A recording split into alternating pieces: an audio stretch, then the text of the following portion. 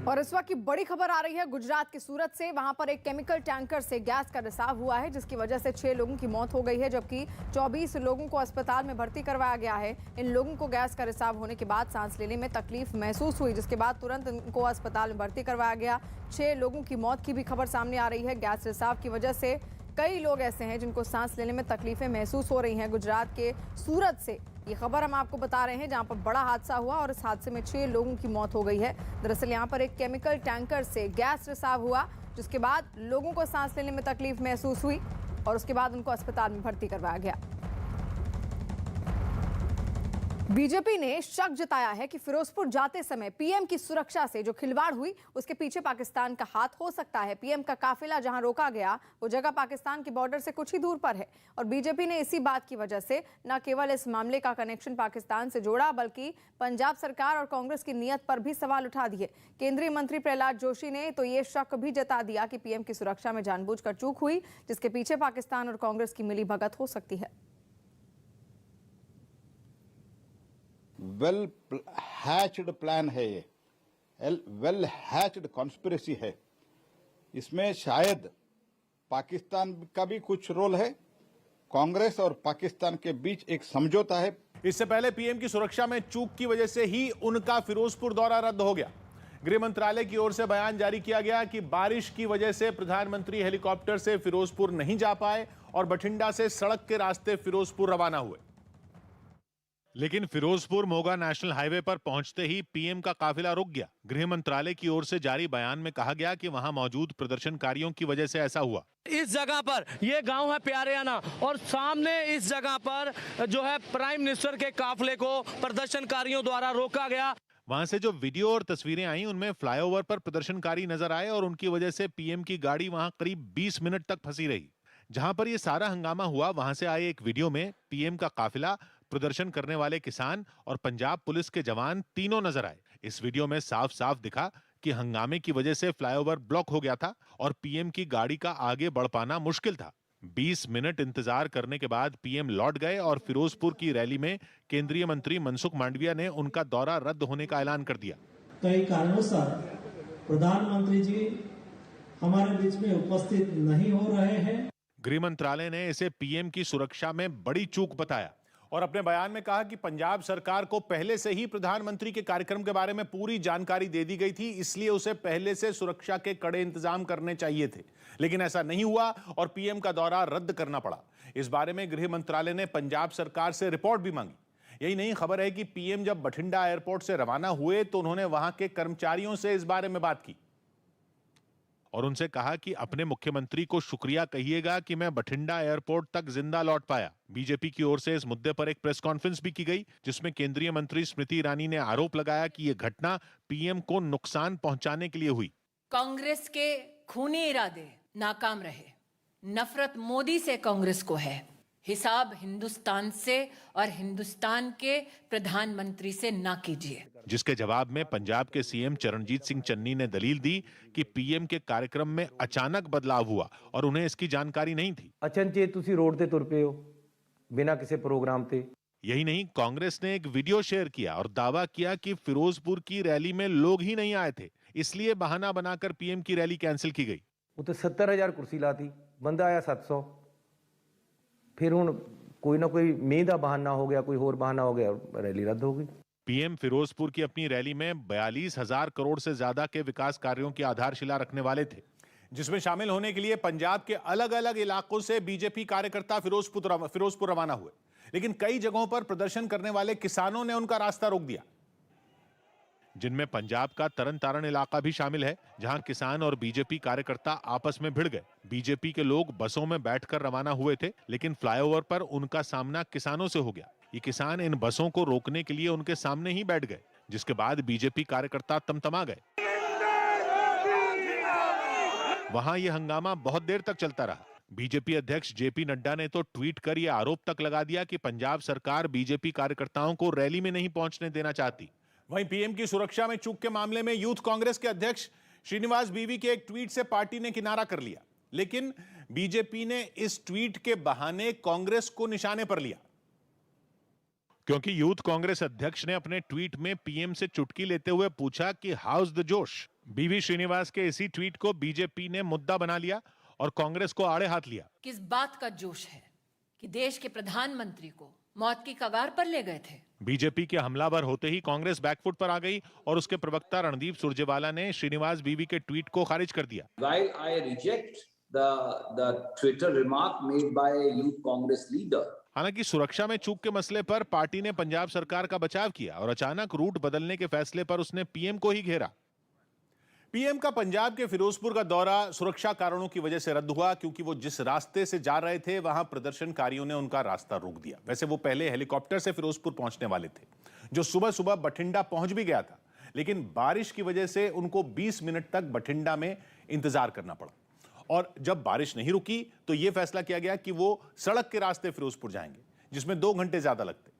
गृह मंत्रालय की ओर से जारी बयान में कहा गया कि इस बारे में पंजाब पुलिस के डीजीपी को बताया गया था और जरूरी इंतजाम करने के लिए कहा गया था, लेकिन फिरोजपुर के हुसैनीवाला, जो पाकिस्तान की सीमा के करीब का इलाका है, वहां पहुंचने से पहले ही प्रधानमंत्री का काफिला फ्लाईओवर पर फंस गया क्योंकि प्रदर्शनकारियों ने उसे जाम कर दिया था।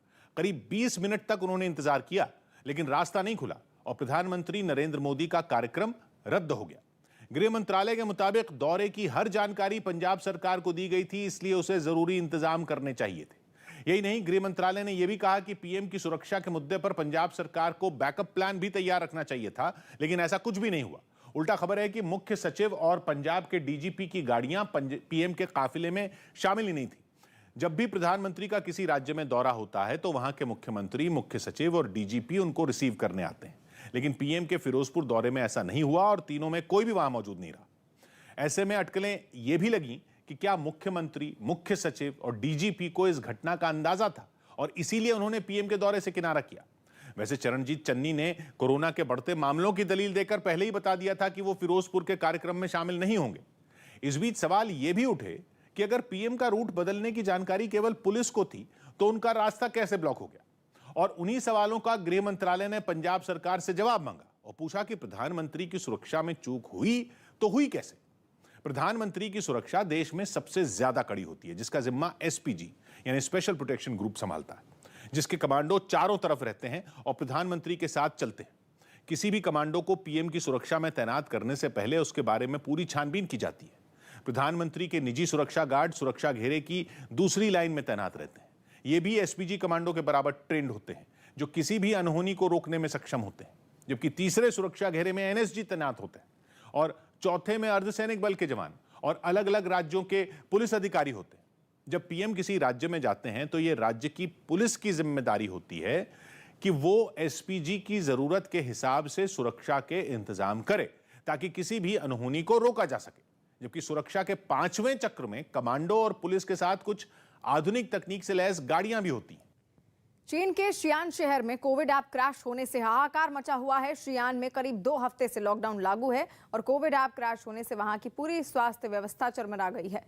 असल में इस ऐप पर वहां के लोगों की कोरोना से जुड़ी सभी जानकारियां होती हैं। सख्त पाबंदियों के बीच जरूरी काम की वजह से जब वहां के लोग अपने घरों से बाहर निकलते हैं तो इसी ऐप पर उन्हें अपनी कोरोना रिपोर्ट दिखानी होती है। लेकिन ऐप क्रैश होने के बाद शियान शहर के हालात बिगड़ चुके हैं। जिन लोगों को अस्पतालों में इलाज की सख्त जरूरत है उन्हें भी वहां भर्ती नहीं किया जा रहा है, क्योंकि कोविड ऐप क्रैश होने से न तो अस्पतालों के पास मरीजों का डेटा है और न ही भर्ती होने वालों के पास इस बात का सबूत कि वो कोरोना पॉजिटिव नहीं है।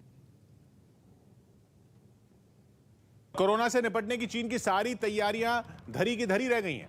असल में चीन के शियान शहर में कोविड ऐप क्रैश होने से हाहाकार मच गया। शियान में करीब 2 हफ्ते से लॉकडाउन लागू है। कोविड ऐप क्रैश होने से वहां की पूरी स्वास्थ्य व्यवस्था चरमरा गई है। इस ऐप पर वहां के लोगों की कोरोना से जुड़ी सभी जानकारियां होती हैं।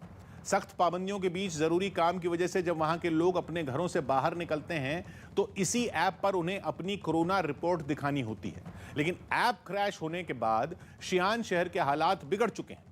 जिन लोगों को अस्पतालों में इलाज की सख्त जरूरत है उन्हें भी वहां भर्ती नहीं किया जा रहा, क्योंकि कोविड ऐप क्रैश होने से न तो अस्पतालों के पास मरीज का डेटा है, न ही भर्ती होने वालों के पास इस बात का सबूत कि वो कोरोना पॉजिटिव नहीं है।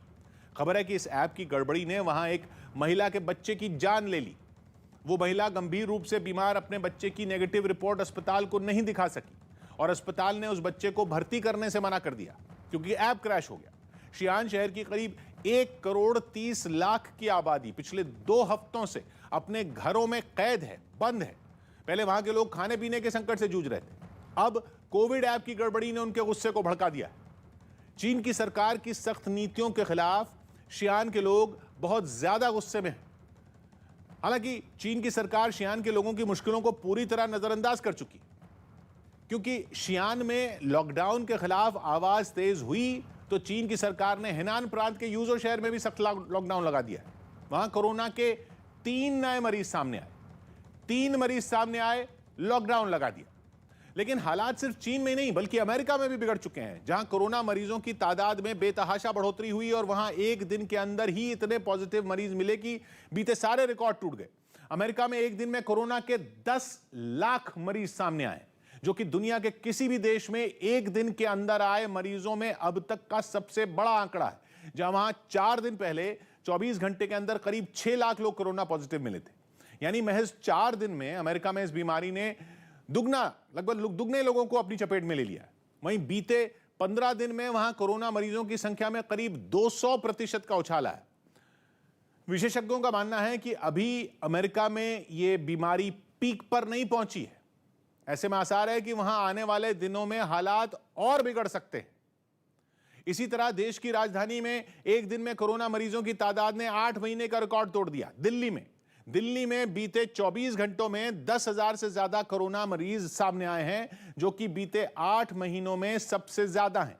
इससे पहले राजधानी में पिछले साल 12 मई को करीब 13,000 कोरोना पॉजिटिव मरीज मिले थे। लेकिन मरीजों की संख्या में अचानक बेतहाशा बढ़ोतरी हुई, जिसका असर अब दिल्ली के अस्पतालों में भी दिखने लगा है, जहां साल की शुरुआत से ही भर्ती होने वाले मरीज रोजाना बढ़ते ही जा रहे हैं। 2 जनवरी को दिल्ली के अलग अलग अस्पतालों में कोरोना मरीजों से 307 बेड भरे थे। 3 जनवरी को यह आंकड़ा बढ़कर 400 को पार कर गया, जबकि राजधानी में 4 जनवरी को यह संख्या 531 हो गई। उसके एक दिन बाद यह आंकड़ा 782 पर पहुंच गया।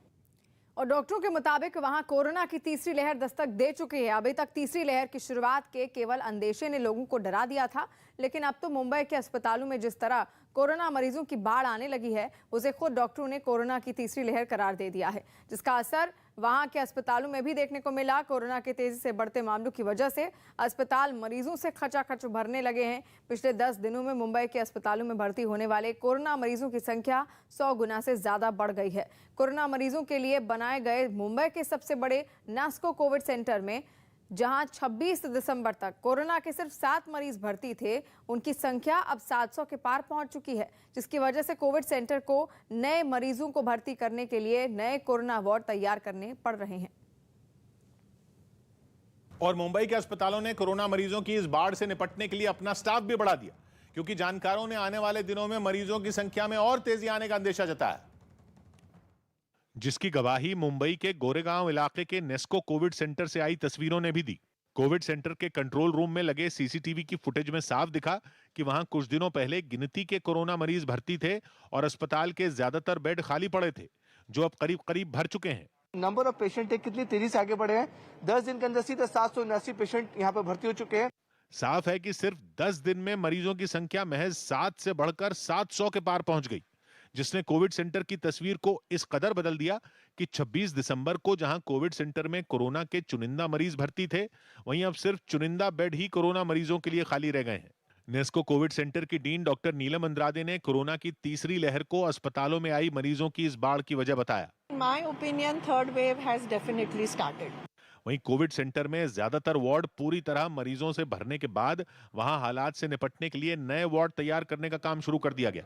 लेकिन मुंबई में मरीज बढ़ने से अस्पताल तो फुल हो ही रहे हैं। बेस्ट के 60 कर्मचारियों के कोरोना पॉजिटिव होने से भी हड़कंप मच गया, जिसके बाद बेस्ट ने अपनी बसों को सैनिटाइज करने का काम और तेज कर दिया, जिसके लिए वहां एक बस डिपो में पूरी तैयारी दिखी और एक फेरा पूरा करने के बाद लौटी इन बसों पर केमिकल का छिड़काव कर उन्हें सैनिटाइज किया गया। इस काम के लिए बेस्ट के एक कर्मचारी ने अपनी पीठ पर केमिकल से भरा टैंक लादकर बस के अंदर और बाहर उसका छिड़काव किया। बीएसटी के 60 जो स्टाफ हैं वो कोविड पॉजिटिव पाए गए हैं। बसों को सैनिटाइज करने के अलावा इनकी धुलाई पर भी खास जोर दिया जा रहा है, ताकि कर्मचारियों के साथ यात्रियों को भी महामारी की चपेट में आने से बचाया जा सके। बेस्ट के अधिकारी ने बताया कि अब तक उसके 60 कर्मचारी महामारी की चपेट में आ चुके हैं। वो 60 में से 60% हमारे टेस्टिंग में से निकले हैं। मुंबई में बेस्ट की करीब 4000 बसें चलती हैं, जिनमें 25 लाख से ज्यादा यात्री रोजाना सफर करते हैं। लिहाजा कोरोना के बढ़ते खतरे को देखते हुए राज्य सरकार ने कुछ दिनों पहले ही बसों में सफर से पहले वैक्सीनेशन सर्टिफिकेट दिखाना जरूरी कर दिया था। इस बीच कोरोना के लगातार बढ़ रहे मामलों को देखते हुए केंद्र सरकार ने कोरोना मरीजों के होम आइसोलेशन के लिए नए दिशा निर्देश जारी कर दिए, जिनके तहत कोरोना मरीजों के लिए होम आइसोलेशन का समय 14 दिन से घटाकर 7 दिन कर दिया गया। हालांकि 3 दिन तक बुखार लगातार न रहने पर भी होम आइसोलेशन खत्म माना जाएगा और दोबारा टेस्ट की जरूरत नहीं होगी। उन मरीजों को जिन्हें HIV या कैंसर है या ऑर्गन ट्रांसप्लांट हुआ है, उनको होम आइसोलेशन के लिए डॉक्टर की इजाजत जरूरी होगी, जबकि ऐसे मरीज जो 60 साल से ऊपर के हैं और पहले से ही दूसरी गंभीर बीमारियों से जूझ रहे हैं, उन पर भी यही नियम लागू होगा। वहीं हल्के लक्षण वाले दूसरे मरीज घर पर रहकर ही इलाज करवा सकते हैं। नए दिशा निर्देशों के तहत कोरोना मरीजों को स्टेरॉयड लेने की मनाही होगी। यही नहीं, CT स्कैन और एक्सरे भी बिना डॉक्टर की सलाह पर नहीं होगा। दूसरी तरफ कोरोना का असर अब चुनाव प्रचार पर भी पड़ता दिख रहा है। बढ़ते खतरे को देखते हुए चुनाव आयोग ने रैलियों और रोड शो पर सख्ती के लिए मंथन तेज कर दिया है।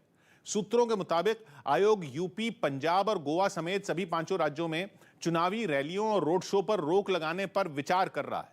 हालांकि चुनाव आयोग ने अभी तक कोई अंतिम फैसला नहीं लिया है, लेकिन इससे पहले ही कांग्रेस ने महामारी के बढ़ते खतरे को देखते हुए यूपी में 15 दिनों के लिए अपने बड़े कार्यक्रम रद्द कर दिए, जबकि खबर है कि लखनऊ में होने वाली प्रधानमंत्री मोदी की रैली भी रद्द हो सकती है।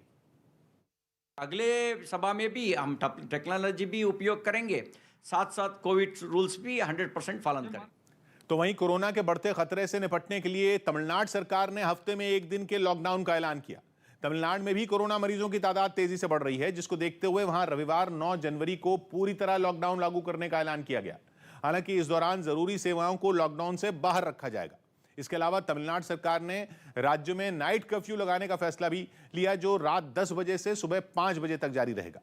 कोरोना के खतरे से निपटने के लिए वहां पोंगल के मौके पर आयोजित होने वाले कार्यक्रमों को भी टालने का फैसला लिया गया। साथ ही हर शुक्रवार, शनिवार और रविवार को किसी भी धार्मिक स्थल पर लोगों को जाने पर रोक लगा दी गई। तमिलनाडु में कोरोना मरीजों की तादाद बहुत तेजी से बढ़ रही है। वहां ओमिक्रॉन के अभी 120 से ज्यादा मरीज सामने आ चुके हैं। लेकिन पश्चिम बंगाल में सरकार की सख्ती का कुछ खास असर नहीं दिखा। सरकार की सख्ती के बावजूद कोलकाता के अलग अलग रेलवे स्टेशनों पर कई लोकल ट्रेनें लोगों से लद गईं। कोरोना मरीजों की संख्या में लगातार हो रहे इजाफे पर काबू पाने के लिए राज्य सरकार ने लोकल ट्रेनों को उनकी आधी क्षमता से चलाने के दिशा निर्देश दिए थे। लेकिन यह नियम बनाया तो गया, मगर इसे मानने वालों की तादाद न के बराबर ही नजर आई। कोलकाता के बालीगंज रेलवे स्टेशन पर भीड़ देखकर ऐसा लगा जैसे न तो किसी को महामारी का खौफ है और न ही सरकार की सख्ती का डर। कई लोकल ट्रेनें लोगों से खचाखच भर गईं, तो दरवाजों से लटककर यात्रा करने से भी मुसाफिरों ने परहेज नहीं किया। सख्त रिस्ट्रिक्शन लगाए जाने के बाद भी कोलकाता में लोकल ट्रेनों की हालत बदलती नजर नहीं आ रही है। लोगों ने भीड़ की समस्या से निपटने के लिए रेलवे को ट्रेनों की संख्या बढ़ाने की सलाह दी। ट्रेन बढ़ाने से सीट मिलेगा सबको डिस्टेंस मिलेगा। न सिर्फ लोकल ट्रेनों के अंदर बल्कि प्लेटफॉर्म पर भी पैर रखने तक की जगह नहीं बची। ये हालात तब हैं जब राज्य सरकार लोकल ट्रेनों को शाम 7 बजे के बजाय रात 10 बजे तक चलाने की इजाजत दे चुकी है। इस बीच बिहार से डराने वाली खबर आई, जहां सरकार के 4 मंत्री कोरोना पॉजिटिव हो गए। कैबिनेट बैठक से 1 दिन पहले ही वहां सभी मंत्रियों की कोरोना जांच की गई थी, जिसमें 4 मंत्रियों की कोरोना रिपोर्ट पॉजिटिव आई। इनमें बिहार के दोनों डिप्टी CM तारकिशोर प्रसाद और रेणु देवी भी शामिल हैं। इनके अलावा मंत्री सुनील कुमार और अशोक चौधरी की कोरोना रिपोर्ट भी पॉजिटिव आई। खबर है कि अशोक चौधरी के परिवार में भी कई लोगों की कोरोना रिपोर्ट पॉजिटिव आई है। इतना ही नहीं, वहां मुख्यमंत्री आवास में भी कोरोना ने सेंध लगा दी और अब तक 30 से ज्यादा सुरक्षाकर्मी और कर्मचारी कोरोना पॉजिटिव हो चुके हैं। और जयपुर से कोरोना के नए वेरिएंट से मौत का एक मामला सामने आया है। देश में ओमिक्रॉन वेरिएंट से हुई ये पहली मौत है। राजस्थान के उदयपुर के रहने वाले इस 72 साल के मरीज की 31 दिसंबर को ही अस्पताल में मौत हो गई थी, लेकिन अब केंद्रीय स्वास्थ्य मंत्रालय ने ओमिक्रॉन से मौत की पुष्टि की है। तो आप राजस्थान के केस की बात कर रहे हैं, वह टेक्निकली हम ये बता सकते हैं कि वह ओमिक्रॉन रिलेटेड डेथ इसलिए है क्योंकि जब तक ओमिक्रॉन का रिजल्ट आया था तब तक उससे पहले that person has already died. Corona की एक ऐसी वैक्सीन आने वाली है जो नाक के रास्ते शरीर में डाली जाएगी। सूत्रों के मुताबिक इस नेजल वैक्सीन के ट्रायल की मंजूरी दी जा चुकी है और यह ट्रायल उन लोगों पर ही किया जाएगा जिन्हें पहले से वैक्सीन की दोनों डोज लगाई जा चुकी हैं और दूसरी डोज को लगे 6 महीने का वक्त बीत चुका है।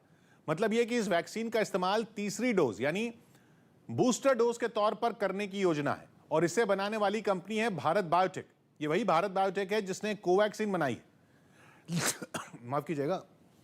टीकाकरण से जुड़े कुछ लोगों का मानना यह है कि नाक से दी जाने वाली वैक्सीन उस वैक्सीन से ज्यादा असरदार होगी जो बाजू पर टीका लगाकर दी जाती है। कई बार बाजू पर वैक्सीन लगने के बाद लोगों को हाथ में सूजन या दर्द जैसी शिकायत 1 से 2 दिन तक रहती है, लेकिन नाक से वैक्सीन दिए जाने पर ऐसा कुछ नहीं हो सकता। दावा यह है कि बाजू पर जो वैक्सीन का टीका लगाया जाता है, मतलब जैसे अभी तक भारत में या दुनिया भर में टीका लगाया जा रहा है, उससे फेफड़े कोरोना वायरस से लड़ने के लिए तैयार हो जाते हैं। और वैक्सीन का असर जब तक शरीर में रहता है, कोरोना वायरस शरीर में दाखिल होने के बाद भी फेफड़ों में दाखिल नहीं हो पाता, जबकि कोरोना वायरस शरीर में नाक के रास्ते दाखिल होता है, नाक से होता हुआ फेफड़ों तक पहुंचता है और उसके बाद पूरे शरीर में फैलता है।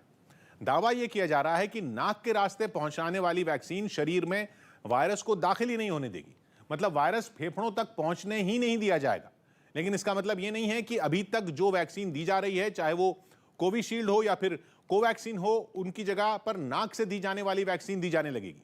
मतलब यह कि ऐसी वैक्सीन होगी जो बूस्टर डोज की तरह इस्तेमाल होगी।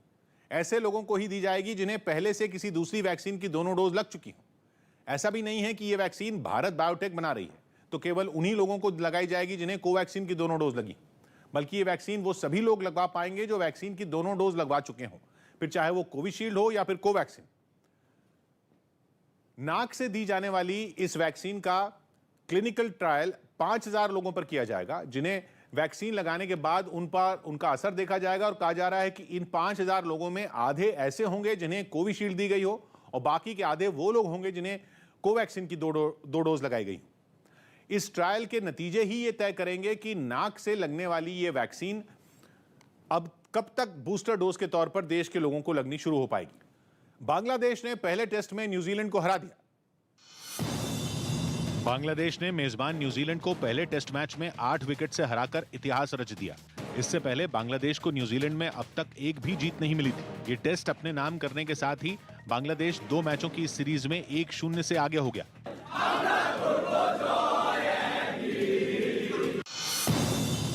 यूपी के चंदौली में कोरोना संकट से बाहर निकालने के लिए एक यज्ञ किया गया। इसमें चंदौली के सांसद और केंद्रीय मंत्री महेंद्र नाथ पांडे के जल्द ठीक होने की भी कामना की गई। महेंद्र नाथ पांडे कोरोना की वजह से दिल्ली के पास गाजियाबाद के एक निजी अस्पताल में भर्ती हैं। सौरव गांगुली के बाद अब उनकी बेटी समेत परिवार के 4 सदस्यों की भी कोरोना रिपोर्ट पॉजिटिव आई। ये सभी घर में ही क्वारंटीन किए गए हैं। पंजाब के अलग अलग प्राइमरी स्कूलों से पहुंचे टीचरों ने दिल्ली में कांग्रेस अध्यक्ष सोनिया गांधी के घर के बाहर प्रदर्शन किया। ये लोग हल्की बारिश के बीच हाथों में गुलाब लेकर वहां पहुंचे। उन्होंने आरोप लगाया कि करीब 1 साल पहले पंजाब की कांग्रेस सरकार ने बिना कोई वजह बताए अचानक उनका वेतन 45,000 से घटाकर 25,000 कर दिया। पंजाब से आए टीचर सोनिया गांधी के घर के सामने प्रदर्शन कर रहे हैं। मौन प्रदर्शन उनका है, हाथ में गुलाब लेकर के गांधीगिरी कर रहे हैं। सोनिया गांधी से मिलने पहुंचे पंजाब के 180 टीचरों ने चन्नी सरकार पर उनकी मांगों की अनदेखी करने का आरोप लगाया। पूछने आए हैं कि बताइए हमारी गलती क्या है, हमें किस गलती की सजा दी जा रही है।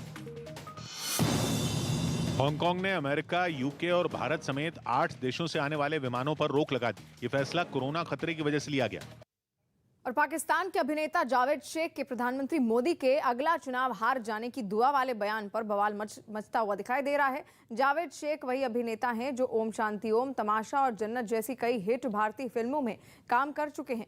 कुछ दिन से सोशल मीडिया पर उनके एक इंटरव्यू का वीडियो चंक वायरल है जिसमें उन्होंने ऐसा बयान दिया था जिससे पूरे पाकिस्तान के कलाकारों का दर्द खुलकर सामने आ गया, जिससे ये साफ हो गया है कि पाकिस्तान के कलाकार तक प्रधानमंत्री नरेंद्र मोदी के पाकिस्तान के खिलाफ उठाए गए सख्त कदमों से परेशान हैं।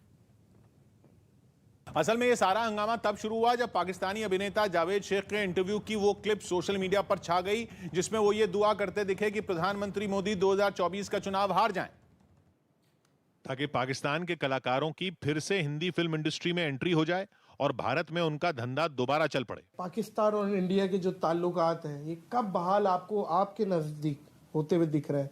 ये मोदी साहब की वजह तो नहीं है? बिल्कुल मोदी साहब की वजह। मोदी साहब की वजह 100%। 2024 में जा रहे हैं इंशाल्लाह। ये दिल की बात है आपकी। ये इंटरव्यू पाकिस्तान के यूट्यूबर नादिर अली ने लिया है, जिसमें जावेद शेख ने अपनी सरकार की करतूतों पर तो एक लफ्ज नहीं कहा, लेकिन ये बोलने से नहीं चूके कि भारत और पाकिस्तान के खराब रिश्तों की वजह प्रधानमंत्री मोदी हैं। मतलब उल्टा चोर कोतवाल को डांटे। ये पाकिस्तान और इंडिया के जो ताल्लुकात हैं ये कब बहाल आपको आपके नजदीक होते हुए दिख रहा है? ये मोदी साहब की वजह तो नहीं है? बिल्कुल मोदी साहब की वजह। मोदी साहब की वजह। 100%। जावेद शेख एक जाना माना चेहरा है जो पाकिस्तान में तो मशहूर हैं ही, वो ओम शांति ओम, तमाशा, जन्नत और हैप्पी भाग जाएगी जैसी कई हिट भारतीय फिल्मों में भी काम कर चुके हैं। लेकिन पाकिस्तान के प्रति मोदी सरकार के कड़े रवैये के बाद जब भारतीय फिल्म इंडस्ट्री ने भी पाकिस्तान के कलाकारों का बहिष्कार किया तो उनके जैसे कई कलाकारों का धंधा मंदा पड़ गया। ऐसे में उन्होंने 2024 में पीएम के हारने की दुआ मांग ली और बवाल हो गया। जो पाकिस्तान में कुछ बेरोजगार कलाकार है वो क्या कहते हैं आईएसआई के इशारे पर, ये प्रासंगिक नहीं है। असल में पाकिस्तान की तरफ से होने वाले आतंकी हमलों की वजह से भारत सरकार ने पाकिस्तान सरकार से बातचीत बंद की हुई है और पुलवामा हमले के बाद तो भारत की फिल्म इंडस्ट्री ने भी पाकिस्तानी कलाकारों से पूरी तरह दूरी बना ली। लेकिन जावेद शेख ने पाकिस्तान से होने वाले आतंकी हमलों पर कुछ नहीं बोला, लेकिन यह जरूर दावा किया कि भारत के फिल्म मेकर तो पाकिस्तान के कलाकारों के साथ काम करना चाहते हैं, लेकिन पीएम मोदी के फैसलों की वजह से ऐसा नहीं हो पा रहा। मुंबई पुलिस ने बुल्ली बाई ऐप केस में मयंक रावत नाम के तीसरे आरोपी को गिरफ्तार कर लिया है और एक दिन पहले ही बेंगलुरु से विशाल कुमार झा और उत्तराखंड के रुद्रपुर से श्वेता सिंह नाम के आरोपी को इस मामले में गिरफ्तार किया गया था। इस केस में पकड़े गए तीनों आरोपियों की उम्र 18 से 21 साल के बीच है और तीनों इंजीनियरिंग के छात्र हैं। मुंबई पुलिस की साइबर सेल के मुताबिक बेंगलुरु से पकड़ा गया आरोपी का इस ऐप के ट्विटर हैंडल को चलाने में अहम रोल अदा था और बेंगलुरु में रहते हुए वो खुद की लोकेशन कनाडा बताकर लोगों में भ्रम पैदा करता था। इन तीनों में कोई मुख्य आरोपी है या नहीं, ये अभी तक साफ नहीं है। बुल्ली बाई ऐप केस में अब तक 3 गिरफ्तारियां हो चुकी हैं। मयंक रावत नाम के तीसरे आरोपी को मुंबई पुलिस ने गिरफ्तार कर लिया है। एक दिन पहले ही बेंगलुरु से विशाल कुमार झा और उत्तराखंड के रुद्रपुर से श्वेता सिंह नाम के आरोपी को इस मामले में गिरफ्तार किया गया था। इस केस में पकड़े गए ये तीनों आरोपियों की उम्र 18 से 21 साल के बीच है। तीनों इंजीनियरिंग के छात्र हैं। मुंबई पुलिस के साइबर सेल के मुताबिक बेंगलुरु से पकड़ा गया आरोपी का इस ऐप के ट्विटर हैंडल को चलाने में अहम रोल था और बेंगलुरु में रहते हुए वो खुद अपनी लोकेशन कनाडा बताकर लोगों में भ्रम पैदा करता था। वहीं 18 साल की श्वेता सिंह पर इस ऐप के ट्विटर अकाउंट को ऑपरेट करने का आरोप है। अब जांच एजेंसियां इस बात का पता करने में जुटी हैं कि आखिर इस ऐप का मास्टरमाइंड कौन है, कहां छिपा है। पकड़े गए तीनों लोगों पर आरोप है कि उन्होंने अलग अलग सोशल मीडिया प्लेटफॉर्म से मुस्लिम समुदाय की महिलाओं की तस्वीरों को चुराया और फिर उन तस्वीरों को बुल्ली बाई ऐप पर डालकर उन महिलाओं की नीलामी के लिए बोली लगवाई। कुछ महीने पहले इसी तरह का एक और ऐप था जिसका नाम सुली डील्स था, उस पर भी मुस्लिम महिलाओं की तस्वीरों को चुराकर नीलामी करने के आरोप लगे थे। पूर्व सांसद धनंजय सिंह के बहाने अखिलेश यादव ने बीजेपी पर निशाना साधा। हत्या के एक मामले में भगोड़े आरोपी पूर्व सांसद और बाहुबली नेता धनंजय सिंह का एक वीडियो समाजवादी पार्टी के अध्यक्ष अखिलेश यादव ने ट्वीट कर राज्य सरकार पर हमला बोला। अखिलेश के इस ट्वीट किए गए वीडियो में धनंजय सिंह क्रिकेट खेलते नजर आए, जिसके बहाने समाजवादी पार्टी ने मुख्यमंत्री योगी आदित्यनाथ को निशाने पर लिया और प्रदेश की कानून व्यवस्था पर सवाल खड़े कर दिए। योगी जी, ओ योगी जी, आपका ध्यान किधर है? अपराधी तो इधर है, क्रिकेट खेल रहा है। अखिलेश यादव के इस हमले पर पलटवार करने में बीजेपी ने भी देर नहीं लगाई। अपराध के साथ उनका जो नाता रहा है, उनकी जो सांठगांठ रही है, वो उसका कलंक उनसे धुल नहीं सकता।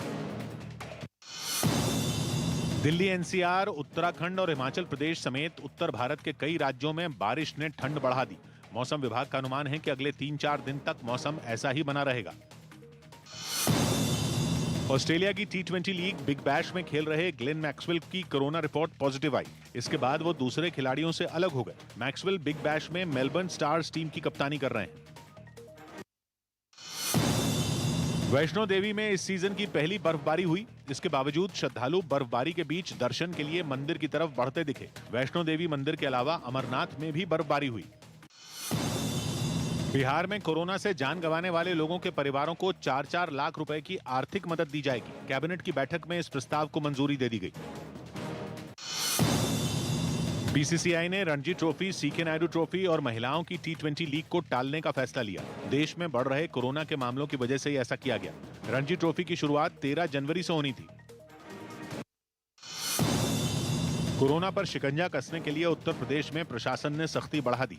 एक तरफ जहां राज्य में 6 जनवरी से नाइट कर्फ्यू का समय बढ़ाकर रात 10 बजे से सुबह 6 बजे तक कर दिया गया, वहीं कई रेलवे स्टेशनों पर कोरोना की जांच शुरू हो गई। लखनऊ रेलवे स्टेशन पर यात्रियों की जांच के लिए RT-PCR टेस्ट और रैपिड टेस्टिंग की व्यवस्था कर दी गई। तस्वीर आपको दिखा दूं, इस वक्त देखिए किस तरीके से रैंडम टेस्ट किया जा रहा है लखनऊ रेलवे स्टेशन पर। लखनऊ रेलवे स्टेशन पर तैनात स्वास्थ्य कर्मियों ने बताया कि कोरोना की रोकथाम के लिए वो वहां रोजाना सैकड़ों लोगों के टेस्ट कर रहे हैं। डेली सर 300 से एबव भी टेस्ट हो जाते हैं।